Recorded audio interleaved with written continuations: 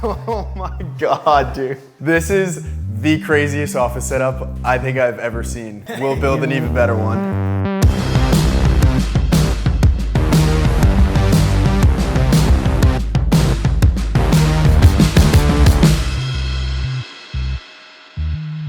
So in today's video, we are gonna do a full office remodel for Dan Geyer, one of our team members at contentcreator.com. He just moved across the country from California to North Carolina to be closer. Right now, he has a very temporary setup. Oh my God. All right, so Dan, we have a lot going on here. Why don't you just kind of walk us through some of the gear, the thought process behind it? Yeah, so mostly all the things I own were being shipped here. I got this desk from Paul, and then I just clamped as much stuff to it as humanly possible. So I got my iMac here, I got my half LG, half Apple screen. You know, we got this Shure mic here plugged into the old Focusrite. This is my second angles here. I got my first angle here. They're both A7 S2s. My teleprompter, audio stuff. Basically, the idea was like, how do I get this as automated as possible? I've got two cameras all feeding into the computer, all the sound feeding into the computer. It's all connected to the desk. I got my light here. I love this light. See how thin it is, and then you just put it together. I feel like every videographer, every YouTuber is looking for this setup right here. Yeah. What is this? This is just your standard C-stand stuff. Like, so you just got this aluminum arm. You got your grip heads. This is like a Manfrotto, I think it's like a photo head, but I kind of like it for this purpose. And then you got your Cardellinis to just clamp. You know, this is just, yeah, this standard stuff on film sets. So it's like super safe. I love how functional this is. What's the problem with this right now? Like, aside from the fact that it's smack dab in the middle of your entire room, like what do we need to change? The main issue is that it just looks horrible. It's just so in the middle of this entire room. I think moving forward, we want to kind of like separate this main huge living space into 1/3 office, 2/3 living space so that work isn't just completely taking over your entire house here. So with that being said, we have a couple different steps in this process. We want to go over our new idea for composition. How are we gonna set up the desk? I always like to have two different filming setups. That way, when you're recording quick content, whether that's for course, YouTube, social media, you're not always doing the same exact thing. So usually one is a side profile view of a desk, and then we have another one kind of looking back at the office setup so we can have the cool wall. What I think will look good is shifting your office into this corner and then kind of having here back be your office, your workspace, and then here forward, all this over here be more living space. Right now, why don't we take all this down and then we'll rebuild it over there. All right, so we have everything broken down now. It took a little while. We're gonna take a bigger desk than what Dan had before. We're gonna center it because of this ugly panel here. We're gonna have one camera angle, kind of side view of the desk looking this way, and then back like a symmetrical angle from kind of the middle room, we'll have another tripod angle looking back at the desk. So that'll be the two different setups that Dan has that he can switch between really quickly. So let's grab this desk, wheel it on over. The other desk that Dan had was a little small. He had those two monitors on it. It felt kind of cramped to me. So one thing that's really gonna help just keep Dan organized over there and keep his cords from being a big mess, mounting some of these onto the bottom. Something that I've used, there's no perfect solution for mounting stuff like this, but alien tape is double-sided tape. We'll put this on the bottom, mount it under the desk, and then zip tie it as well.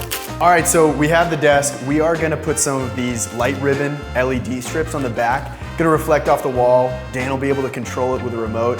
And by the way, all the gear we use throughout this video, if I don't mention the actual brand name or the price, we're gonna have it linked below on our kit.co pages, so check that out. But right now, we're gonna take off this little sticky layer and put it on the back of the desk. All right, so we have the LED strips on. We're gonna be using this same one throughout this entire process. They're controlled via DMX, and then we have this app called Luminaire, which is pretty cool. And now we can turn them on and literally just fiddle with the colors. We can do a lot of fun stuff, control them all throughout this app.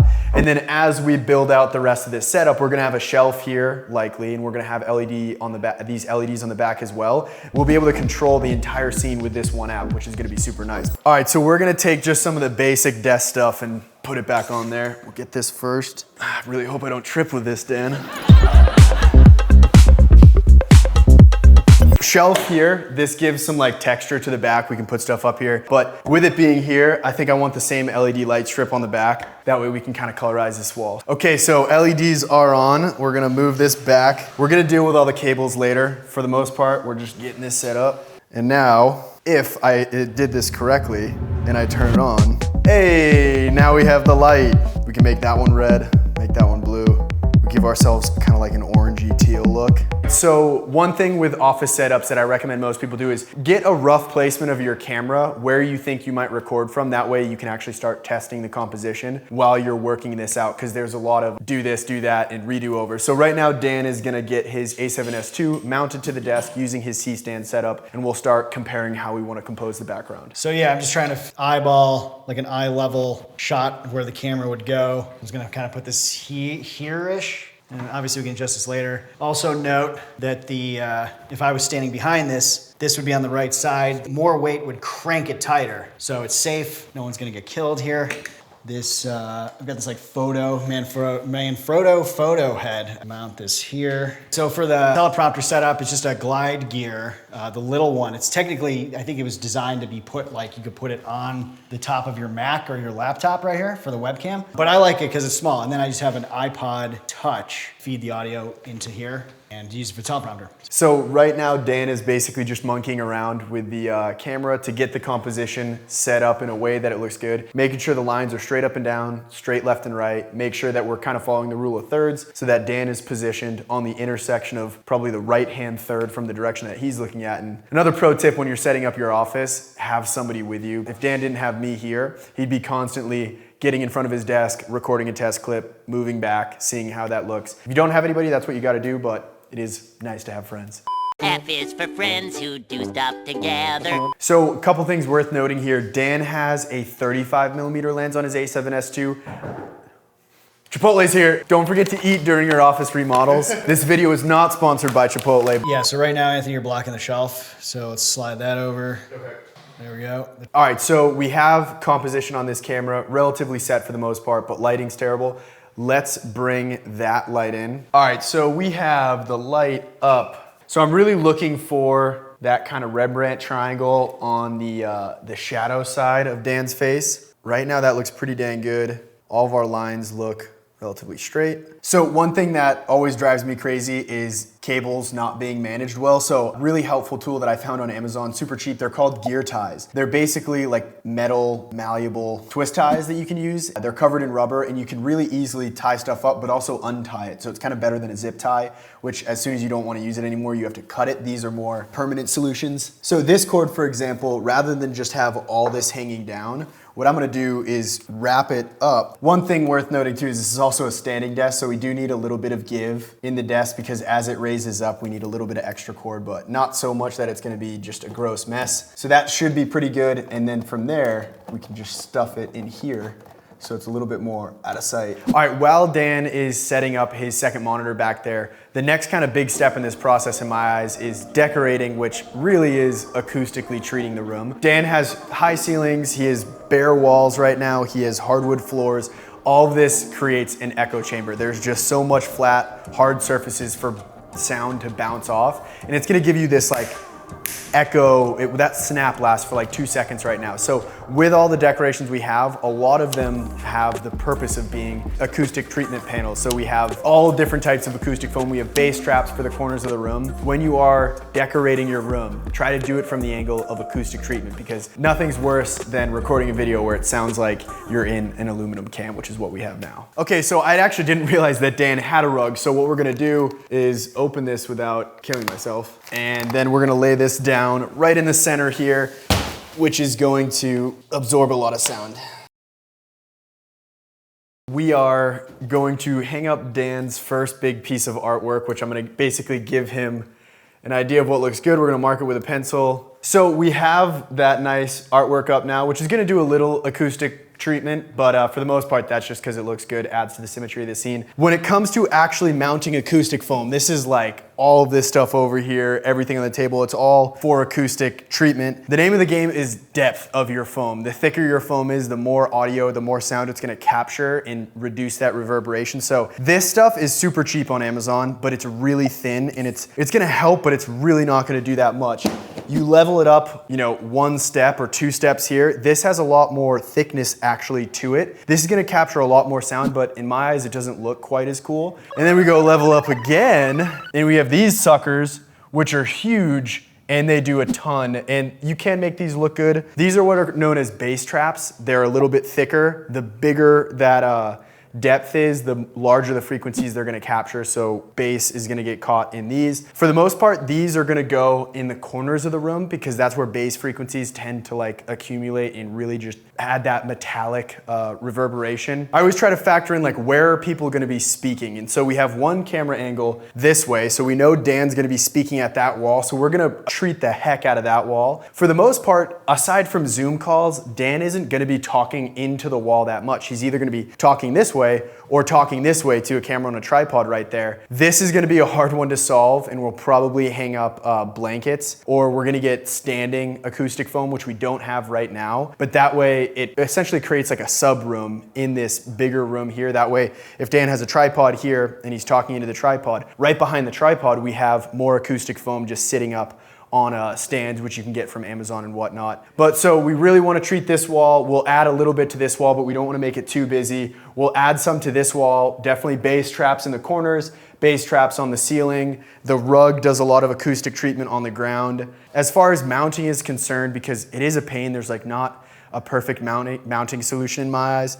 This is alien tape, which we've used a lot in the video. I like to put these in the corner. In my experience, they don't damage walls, but don't come yelling at me if they do damage your walls. Put these in the corners. You can also get command strips, which we've used before. These are the adhesive pads that actually came with the bass traps. We'll try all of them and maybe update everybody in like 3 months on what's still hanging, but that's pretty much the process. Now we just gotta hang it up in a way that doesn't look weird.